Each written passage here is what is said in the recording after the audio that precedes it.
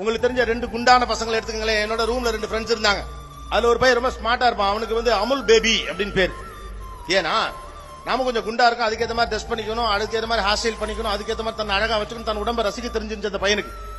இன்னொருத்தனை கெட்ட வார்த்தையிலே திட்டுவாங்க, ஏன்டா அப்படி இருக்க. அவனை பொறுத்த வரைக்கும் விளக்கமாத்துக்கு பட்டு கொஞ்சம் நம்ம அசிங்கமா இருக்கும் அப்படின்னு அவனே நினைச்சுக்கிட்டான். தன்னை அழகென்று நினைத்தவன் சரியாக உடைவிடுத்திக் கொண்டான், தன்னை சரியாக முன்வைத்துக் கொண்டான். அவனை அடுத்தவன் அமுல் பேபின்னா, தன்னை அசிங்கம்னு நினைச்சவன அடுத்தவன் அசிங்கம் சொன்னான். நீ யார் என்று நீ முடிவெடு, உலகம் முடிவெடுக்க ஒரு நாளும் அனுமதிக்காதே. Life is an inspiration, believe me guys. ஏதோ ஒரு சாதாரண குடும்பத்தில் பிறந்து சின்னதாக கடை வைத்திருக்கக்கூடிய ஒரு தந்தைக்கும் தாய்க்கும் மகனாக வளர்ந்து கஷ்டப்பட்டு படிச்சு ஒரு காலேஜில் சேர்ந்து அங்க ஒரு நல்ல மார்க் எடுத்து அதுக்கடுத்து ஒரு வேலைக்கு போய் அதுக்கப்புறமா சுயமா ஒரு தொழில் தொடங்கி கஷ்டப்படக்கூடிய பிள்ளைகளுக்காக ஸ்பான்சர்ஷிப் கொடுத்து 4 பிள்ளைகளை படிக்க வச்சு சொத்து காசு பணம் சமூக அந்தஸ்தோட இந்த சமூகத்துக்கு நீங்க வந்தீங்கன்னா மேலத்தர் கோவிந்தராஜ மகன் சுப்பிரமணி படிச்ச மாதிரி நானும் படிக்கணும் ஒருத்தன் நினைப்பான். அப்படி ஒருத்தனை நீங்க நினைக்க வச்சுட்ட, நீ ஜெயித்துட்ட.